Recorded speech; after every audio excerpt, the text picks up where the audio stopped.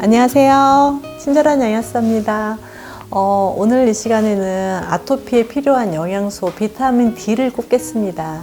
비타민 D는 요즘엔 정말 많이들 드시는 것 같아요. 제가 최근 한 2, 3년 사이에 느낀 거는 예전에 비타민 D 그 수치의 레벨이 평균 우리나라 평균이 한 18.4로 알고 있었는데 실제로 검사를 해보면 20 안쪽으로 나오는 분들 정말 많거든요.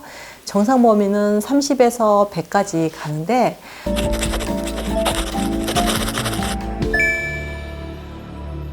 아토피 보통 30이 넘는 경우 거의 없었는데요. 요즘엔 비타민 주사도 많이 맞으시고 해서 30, 40, 50, 60, 70 이런 분들도 꽤 이제 만나볼 수가 있어요. 그래서 좀 반가운 일이다 이런 생각이 드는데 비타민 D가 아토피하고 어떤 관련이 있느냐. 비타민 D는 사실 전통적으로 뼈 대사, 칼슘 대사와 관련이 돼 있는 대표적인 영양소인데요. 그런데 아토피하고 관련성은요, 사실은 면역과 관련이 있다는 거예요, 비타민 D는. 사실은 우리가 그걸 임상 연구를 하지 않는다 하더라도 잘 생각해 보면 햇빛을 보지 않고 집안에만 계속 있는 사람이 면역력이 좋아질 수 있을까? 뭐 생각만 해봐도 별로 안 좋아질 것 같지 않나요?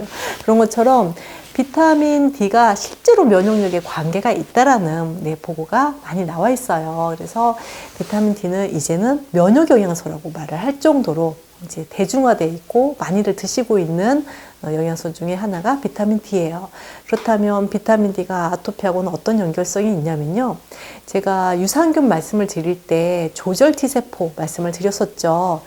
조절 T세포는 군대 조직의 그 사령관, 군수 통치권자라고 얘기할 정도로 가장 중요한 그 핵심 면역세포거든요.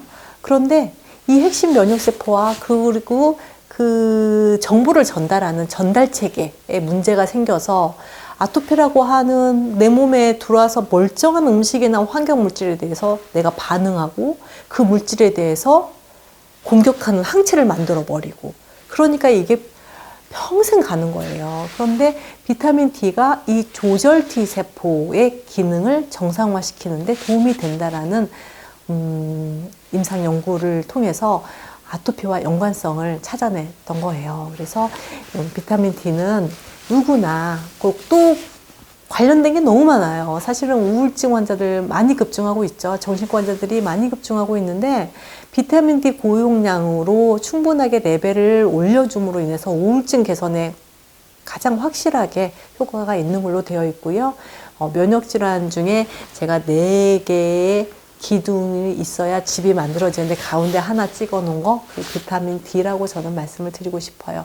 물론 비타민 D가 없어도 어느 정도 아토피 관리에 도움이 됐었는데 비타민 D가 충분하게 들어가면 그만큼 면역에 대한 튼튼한 그 관리가 될 수 있다라는 거, 이거는 사실은 좀 이론적인 거예요. 제가 비타민 D만 가지고 들여봤다거나 비타민 D 용량을 레벨을 왔다 갔다 한 적은 별로 없는데요.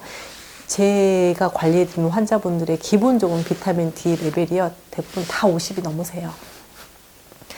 제가 비타민 D를 따로 드리지는 않고요. 제가 쓰고 있는 오메가3에 비타민 D가 하루 충분량이 들어있어요. 그런데 좀 고용량을 쓰다 보니까 하루 권장량보다 더 많은 용량들이 들어가니까 뭐 70, 80, 100까지도 넘어가거든요. 근데 이제 최근에 나온 논문들을 보면은 100이 넘어가도 150까지도 아무 문제가 없다. 그걸로 인한 부작용, 그걸로 인한 피해나 이런 것들이 거의 보고된 사실이 없고요. 어떤 학자들은 180까지도 안전하다, 이렇게도 보고 있거든요. 이제 그렇게까지 올라가는 분들을 제가 보지는 못했지만 설령 내가 좀 100이 넘어간다 하더라도 난 너무 이상해 라고 생각하지 않으셔도 됩니다.